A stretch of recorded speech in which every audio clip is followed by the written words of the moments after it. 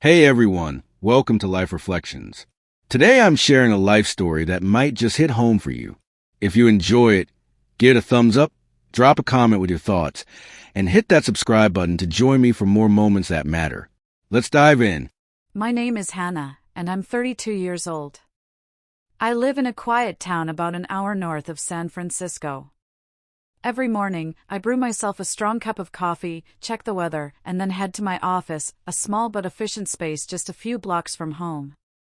I'm the co-founder of a tech startup in the renewable energy sector, and while it's hard to explain to people who think work just means 9-to-5 desk jobs, I love what I do. But my family has never understood it. Or maybe they just never bothered to. They see me as the quiet one, the sister who spends too much time in front of a screen and never really fits in. Sarah, my older sister, is the golden child, the one everyone is proud of. She's beautiful, poised, the perfect daughter.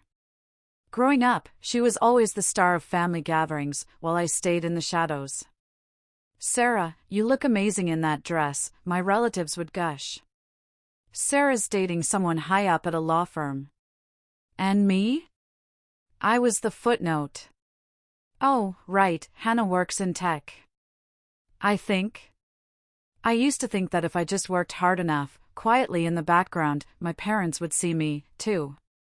That maybe, one day, I'd be the one to get praise, to feel like I mattered. But it never happened. All the attention, all the compliments, they were always Sarah's. I was always the distant, quiet one. I believed family was where you could always find a home, no matter what. But that belief shattered one day on my mom's birthday. It was late March, and I had just wrapped up a successful funding round for a project that would push us into the next phase. I planned to take a few days off, come home early, and help my parents get ready for Mom's birthday like I always did.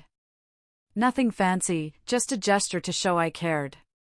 When I called my dad to let him know, his response was strange. "Hannah, if it's possible, don't come home this year." I was taken aback. "Why, Dad?" "I've cleared my schedule.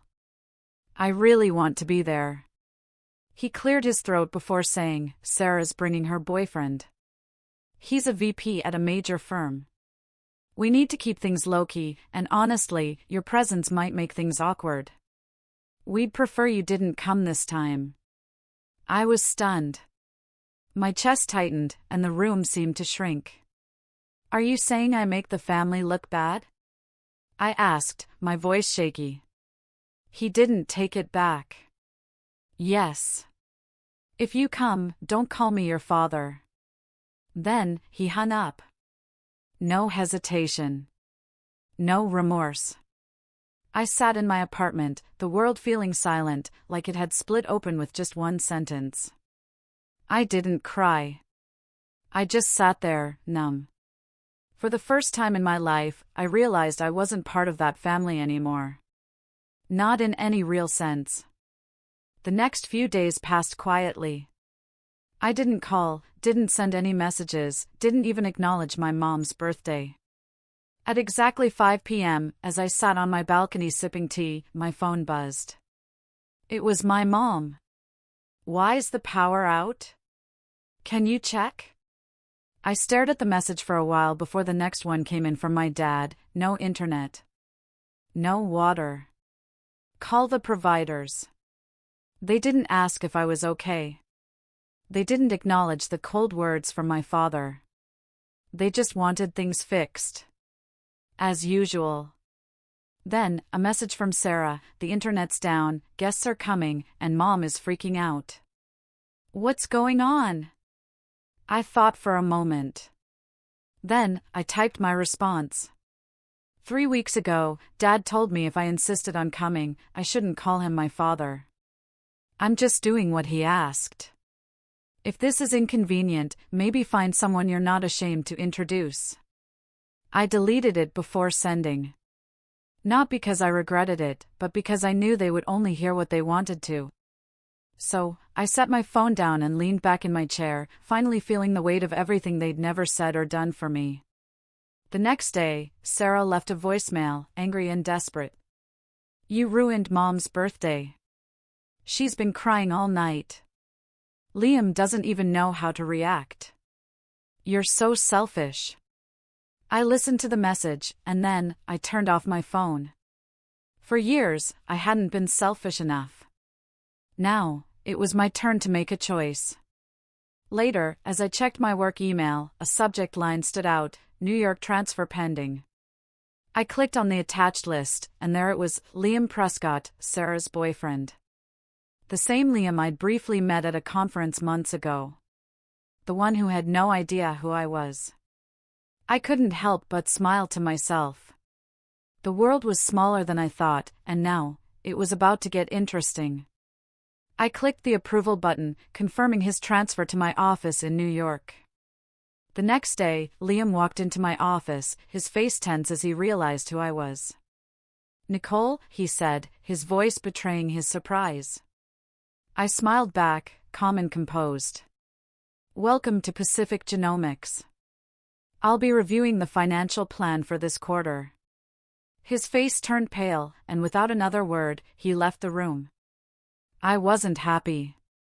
I wasn't angry. I just felt a strange peace. The truth had spoken for itself, without me saying a word. Later that evening, my phone buzzed again. It was Sarah. "You knew all along, didn't you? You let it happen right in front of everyone. You're cruel." I thought about it for a moment, then typed my response. I didn't start the video call. I didn't call myself his boss. If the truth ruins your perfect picture of the family, maybe the family wasn't built on anything solid in the first place. I sent it and leaned back in my chair. I wasn't waiting for a reply. The next morning, Liam sent me an apology email. "I didn't know who you were. I'm ashamed, but not because of you. Thank you for staying silent. I've never felt more ashamed." I didn't respond. There was nothing to say. But then, as I sat reviewing financial summaries later that day, a message from Sarah came through. "Please, talk to Liam. He's misunderstanding everything." I sat there for a moment, reflecting. For years, I had wished for just one word from Sarah, for her to reach out when I was hurting. But it was only now, when her relationship crumbled, that she turned to me, not to apologize, but to fix it. I typed back. "Liam didn't leave because of anything I said. He left because of who you are. And if the truth hurts that much, maybe the problem was never with me." I didn't expect a response. But about an hour later, another message came. "You're right. But I don't want to lose him. I'll change this time. Please, just this once." I didn't reply. Not because I was angry, but because I was done explaining myself. That evening, I went home feeling lighter than I had in years. I hadn't sought revenge.